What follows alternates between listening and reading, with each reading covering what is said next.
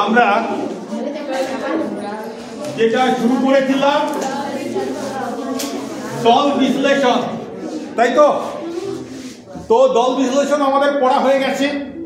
আমরা কতটা বুঝতে পেরেছি এটা যাচাই করার জন্য আমাদের অনুশীলনী কিছু দেয়া আছে, তাই তো? তো সেই অনুশীলনী থেকে আমরা কয়েকটা চেষ্টা করে দেখব যে আমরা কতটা পাচ্ছি, কি ঠিক কি না? আচ্ছা, আমরা কি পড়ছি আজকে? বিষয়টা কি? বাংলা ব্যাকরণ। ঠিক করে বলো, বাংলা ব্যাকরণ। বাংলা ব্যাকরণ। কিন্তু আমরা উচ্চারণ করি কি? বাংলা ব্যাকরণ কি ন উচ্চারণ আমরা সাধারণভাবে করি না, আমরা ন উচ্চারণ করি। আচ্ছা, এটা মনে রাখো। এরপরে এই যে আমরা ব্যাকরণ এই কথাটা উচ্চারণ করছি, আমি কি বলেছিলাম? দল বিশ্লেষণ করার সময় আমরা যেভাবে উচ্চারণ করব আমাদের সেভাবেই বিশ্লেষণ করতে হবে, অর্থাৎ টুকরো টুকরো করে ভাঙতে হবে। তাহলে এক্ষেত্রে ব্যাকরণ আমরা ছোট ছোট টুকরো ভাঙবো কিভাবে?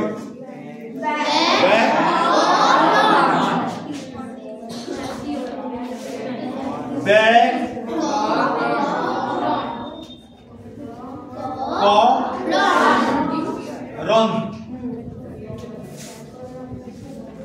কি, তাই তো? পরিষ্কার? ব্যয় শেষে এ আছে, এ স্বরবর্ণ রয়েছে মানে এটা স্বরান্ত। ক অস্বরবর্ণ রয়েছে মানে এটা স্বরান্ত। রন রন শেষে অকার আকার হর্ষইকার দীর্ঘইকার কিচ্ছু নেই, তার মানে ব্যঞ্জন দিয়ে শেষ হচ্ছে, তাহলে এটা হসন্ত বসবে। আর ব্যঞ্জন দিয়ে যে দলগুলো শেষ হয় তাদেরকে আমরা ব্যঞ্জনান্ত দল বলতে পারি বা রুদ্ধ দল বলতে পারি। আচ্ছা, এবারে বলো, এখানে মূর্ধন্য ছিল, এখানে দন্তন্য কেন করলাম? না, হ্যাঁ, যেহেতু দল বিশ্লেষণ উচ্চারণ অনুযায়ী করি, আমরা সাধারণত কথা বলার সময় ব্যাকরণ কথাটা ব্যবহার করি, এইভাবেই উচ্চারণ করি, সেই জন্যই উচ্চারণ অনুযায়ী এটা হবে ব্যাকরণ। এবারে যদি কেউ ন উচ্চারণ করতে পারো তাহলে ব্যাকরণ। ঠিক আছে? তাহলে দুটোই ঠিক, এটাও ঠিক এটাও ঠিক। কার ক্ষেত্রে এটা ঠিক? যে ব্যাকরণ উচ্চারণ করে। আর কার ক্ষেত্রে এটা ঠিক? যে ব্যাকরণ উচ্চারণ করে। ঠিক আছে, কোনো সমস্যা নেই তো? আচ্ছা, এরপরে তোমাদের যেটা দেয়া রয়েছে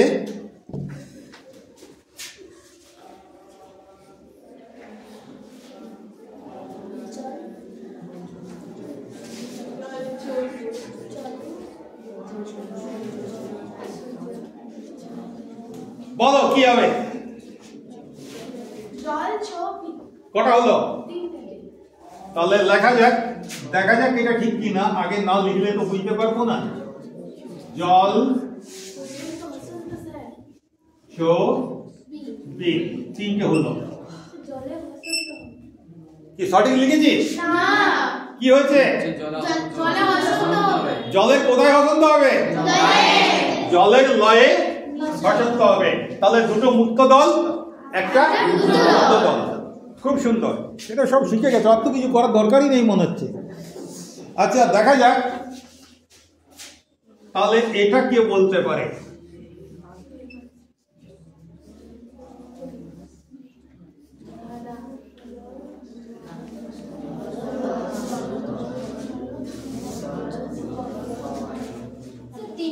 কি কি?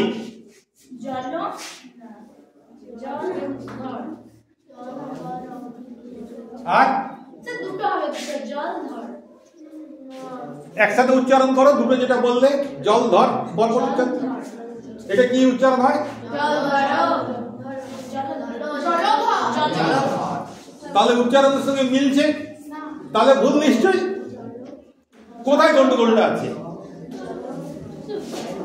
উত্তরা কি কি?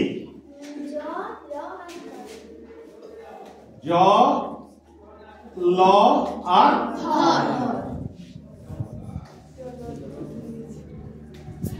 ঠিক হয়েছে তো?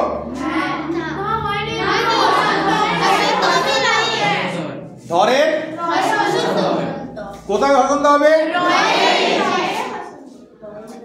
দেখো আমি এটার পরই এটা কেন দিলাম তোমাদেরকে, উত্তরা বসো। কেন দিলাম? বানান যেমনই হোক আমরা কিভাবে উচ্চারণ করছি এটা দেখতে হবে। আমরা এটাকে জল ছবি উচ্চারণ করি, এইখানে উচ্চারণটা হচ্ছে জল, তাই তো? কিন্তু আমরা এই শব্দটাকে কি বলি? জলধর। এখানে উচ্চারণটা হচ্ছে জল। তাহলে এটা জল, এটা জল, বানানটা একই কিন্তু উচ্চারণটা তফাৎ রয়েছে। যেহেতু জল সেই হেতু জল, কিন্তু এটা যদি এইরকমই করি তাহলে হয়ে যাবে জল ছবি।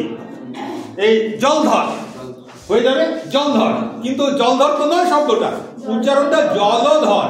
তাহলে জ ল ধর। বোঝা গেছে?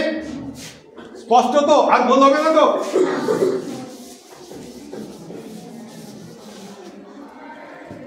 এর পরেরটা দেখো রয়েছে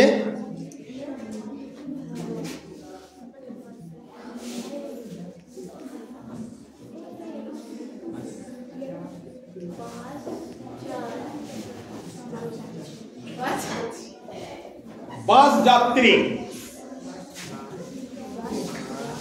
কাকে ধরিনি? তীর্থঙ্কর। বাস যাত্রী কি হবে? বাস যাত্রী, তাই তো? উত্তরা তুই বল। বাস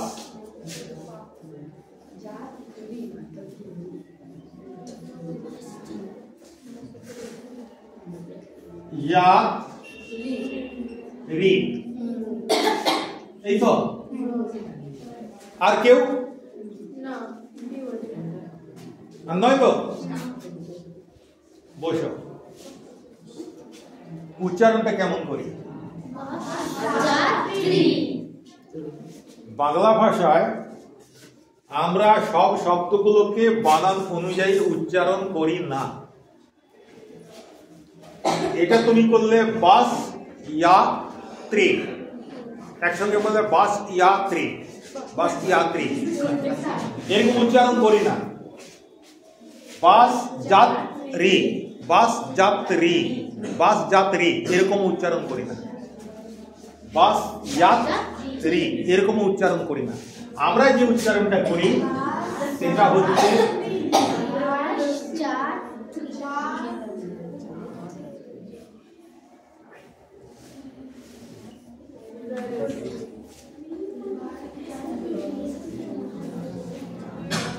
একসাথে করো,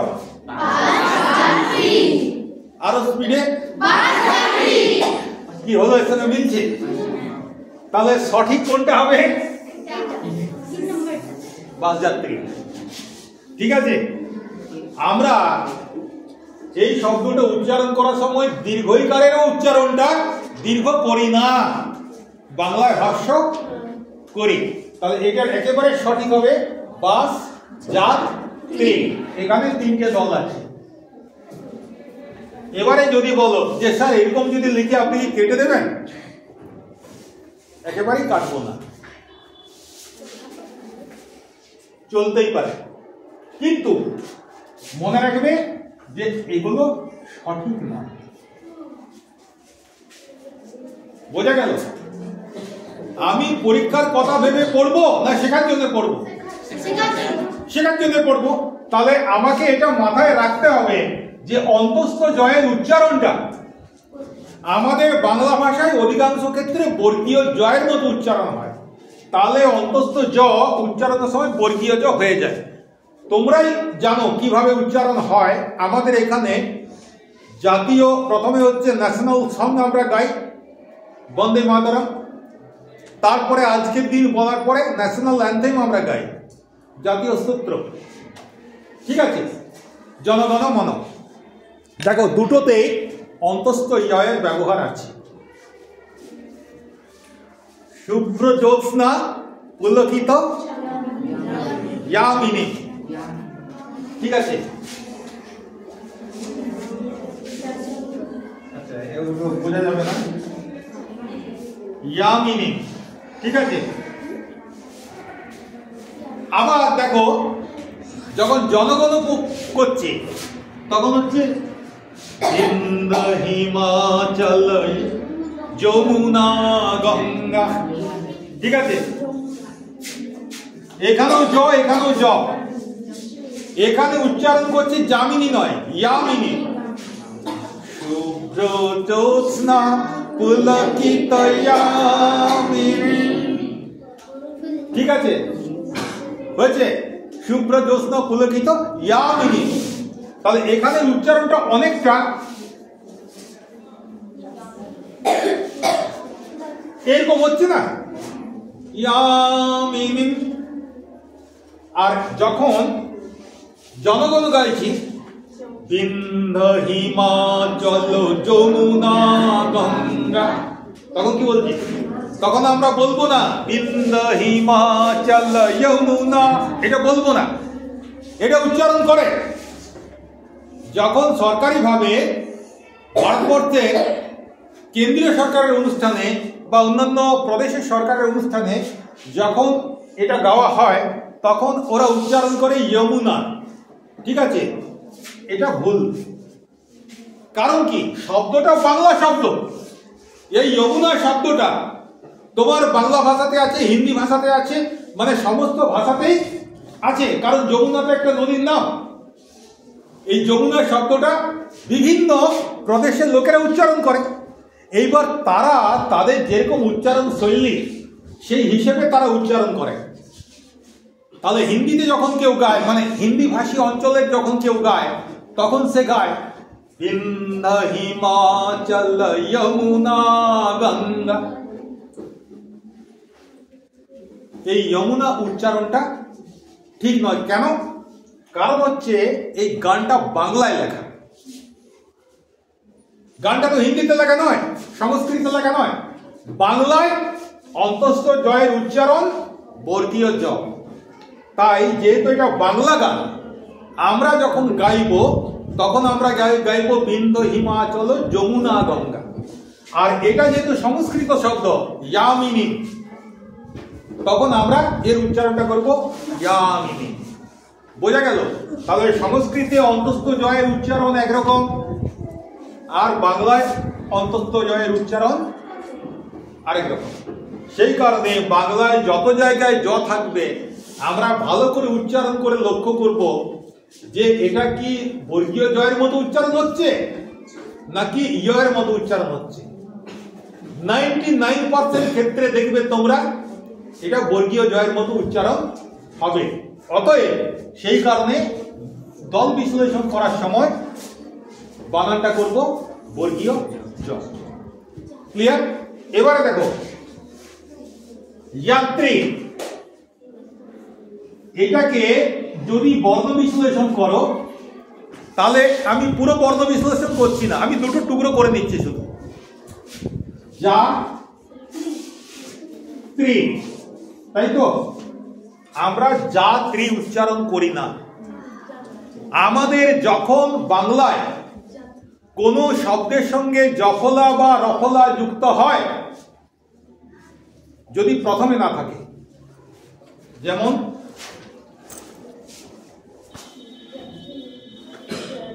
ত্রাণ, ত্রাণ, এখানে তয় রফলাটা প্রথমে আছে। তাহলে রফলা যুক্ত শব্দ যদি প্রথমে না থাকে, তাহলে এই রফলাটার আগে যে শব্দটার সঙ্গে রফলা, যে অক্ষরটার সঙ্গে রফলা রয়েছে সেই অক্ষরটা দুবার উচ্চারণ করে। ঠিক আছে? এখানে কি আছে? ত্রাণ। আসলে বোর্ডটা পুরোটা কভার হচ্ছে না, তো এটার জন্য সমস্যা। এগুলো কিন্তু মোটেই কঠিন বিষয় নয়।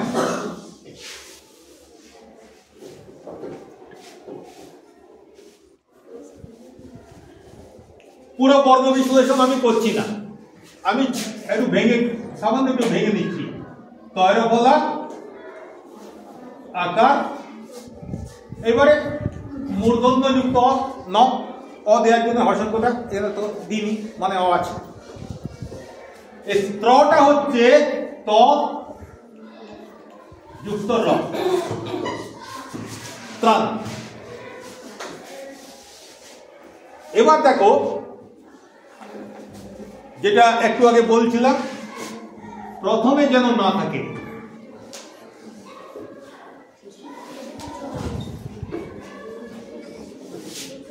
চিত্র, ঠিক আছে? দেখো ত্রাণ যখন উচ্চারণ করছি ত একটাই উচ্চারণ হচ্ছে, তয়ের সঙ্গে র, ত্রাণ, ঘ্রাণ, ঠিক আছে? এরকম। কিন্তু মাঝে এই মানে প্রথমে নয়, মাঝে কিংবা শেষে যদি হয় তাহলে আমরা কি চিত্র উচ্চারণ করি? চিত্র, আমরা কি উচ্চারণ করি? চিত্র। তাহলে তয়র ফলাটা হওয়া উচিত হচ্ছে বানান অনুযায়ী হওয়া উচিত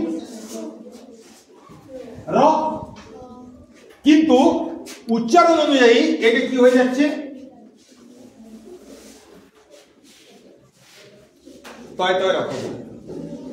তার মানে আমরা লিখছি চিত্র মানে জয়রশ্মি তয়র ফলা, আর উচ্চারণ করছি জয় হস্যইকার তয় তয় র ফলা, তাই তো?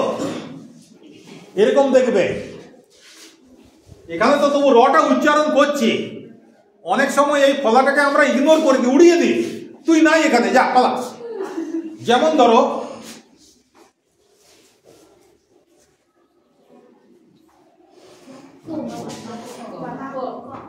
এটার বানানটা কি? বয়াকার কয়ে জফলা, মানে বাক্য, বাক্য, বাক্য, তাই তো? কিন্তু বাক্য যদি বলো তাহলে লোকে হাসবে, তো এটা কি গাইয়া ছেলে রে। আমরা কি উচ্চারণ করি এটাকে?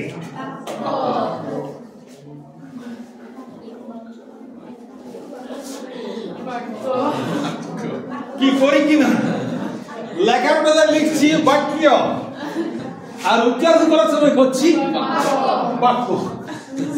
তুই যদি বাক্য বলিস তাহলে লোকে বলবে হ্যাঁ ঠিক আছে, লেখাপড়া জানে কিছু, হ্যাঁ কত সুন্দর বাক্য, হ্যাঁ। আর তুই যদি বলিস কত সুন্দর বাক্য, কোন গা থেকে এলো রে, অথচ এটার সঠিক উচ্চারণ কিন্তু বাক্য। কিন্তু আমাদের বাংলা ভাষায় আমরা উচ্চারণগুলো পরিবর্তন করে নিয়েছি। কি ইচ্ছে করে করেছি কি? বছরের পর বছর ধরে বিবর্তন হতে হতে আজকে এই জায়গাটায় এসে দাঁড়িয়েছে। আগামী 500 বছর পর হয়তো আবার আরো অন্য কিছু হতে পারে।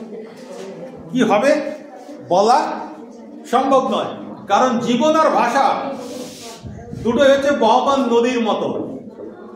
কোথায় বাধা দিয়ে কোন দিকে যে তার প্রবাহ যাবে এটা আগের থেকে বলা খুব মুশকিল। যাক ঠিক আছে, এটা বোঝা গেল। এরপর হচ্ছে তাৎপর্য।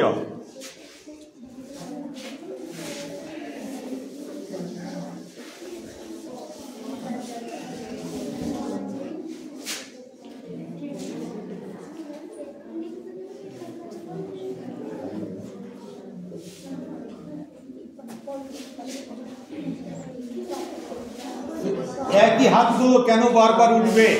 নতুন নতুন হাত উঠুক, কোন নতুন হাত উঠবে না। আচ্ছা প্রথমে তাহলে চিন্তাকে জিজ্ঞাসা করি, বানান বলো।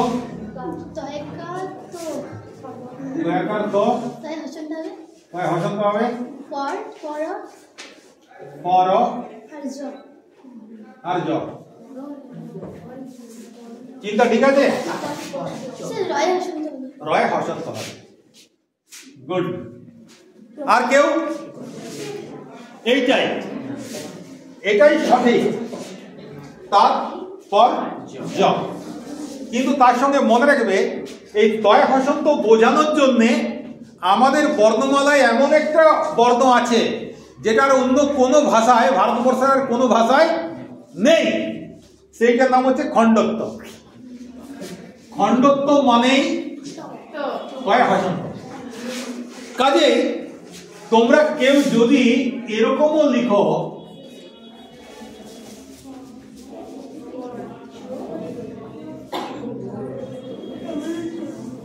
এটা ভুল হবে না।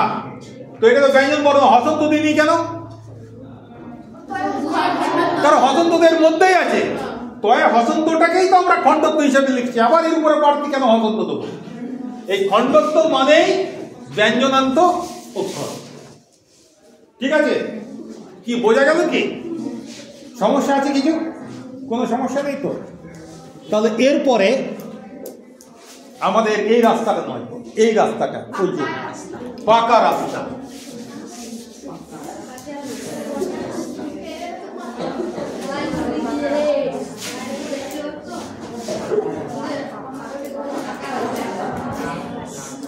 কথা হবে না?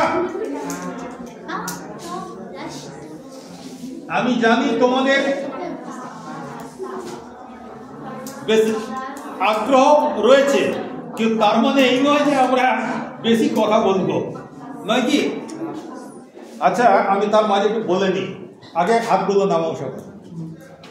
বাকি যারা হাত তুলছো না তাদের সমস্যাটা কোথায়? বুঝতে পারছো না এরকম আছো? কে কে আছো যে একেবারে বুঝতে পারছো না?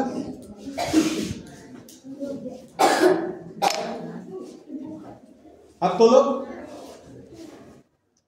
আচ্ছা, তার মানে আমরা বুঝতে পারছি না এটাও আমরা নিশ্চিত নই, বুঝতে পেরেছি এটাও আমরা নিশ্চিত নই। মানে যারা কোনো কিছুতে হাত তুলছো না তার মানেটা দাঁড়ায় যে আমি বুঝতে পারছি কিনা এটা সম্বন্ধে আমি নিশ্চিত নই। এর অর্থ কি বোঝায়? যে আমার মধ্যে আত্মবিশ্বাসের অভাব রয়েছে, আমার মধ্যে সংকোচ রয়েছে। বলবো এটা কি ঠিক হবে? এটা ঠিক নাও হতে পারে।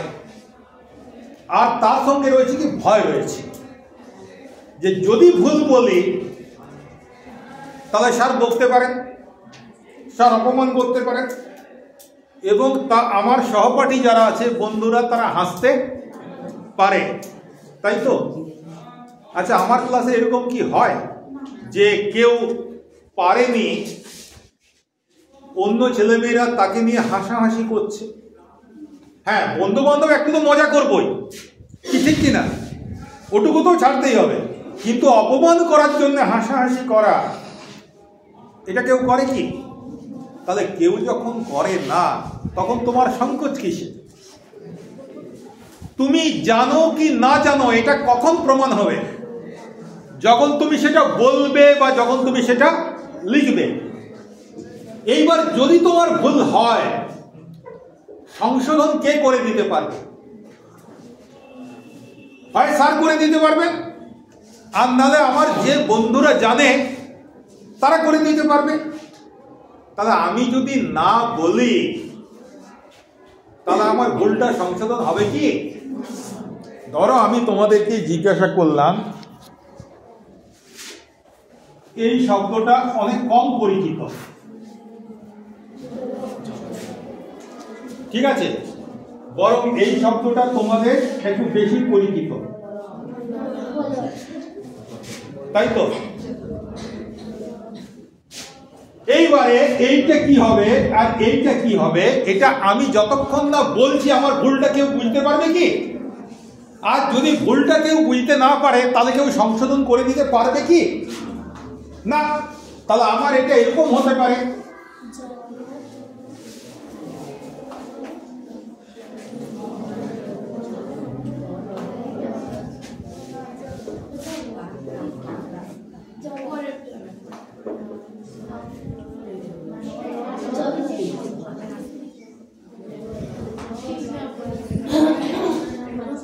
এই তিন রকমের মোটামুটি হতে পারে, তাই তো?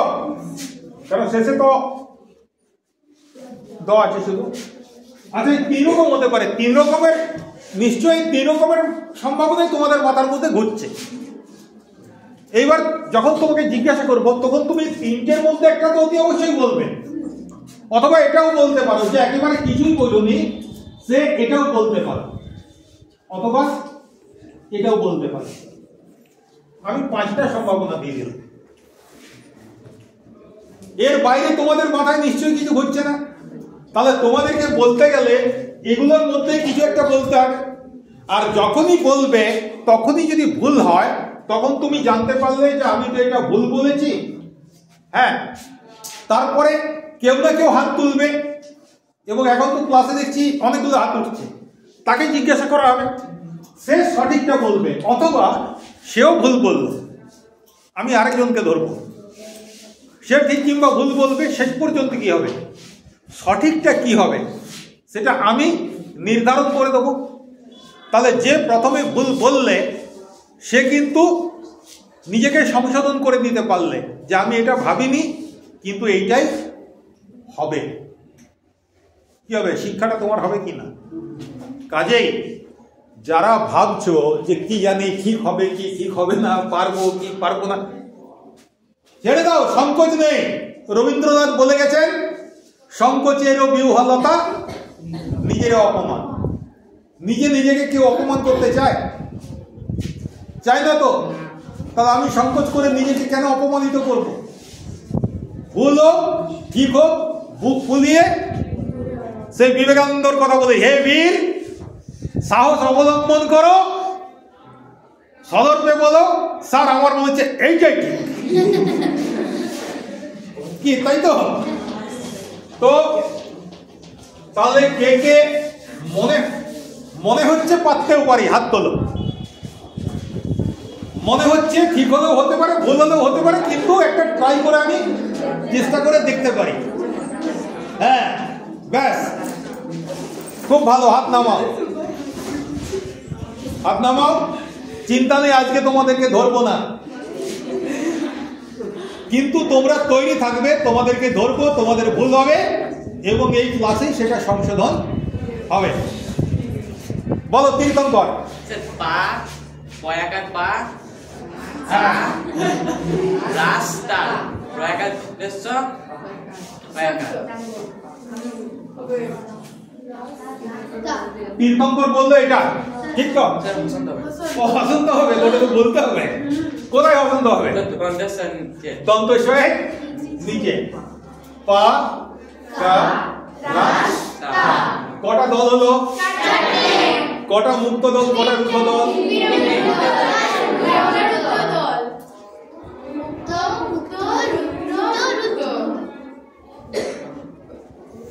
ক্লিয়ার?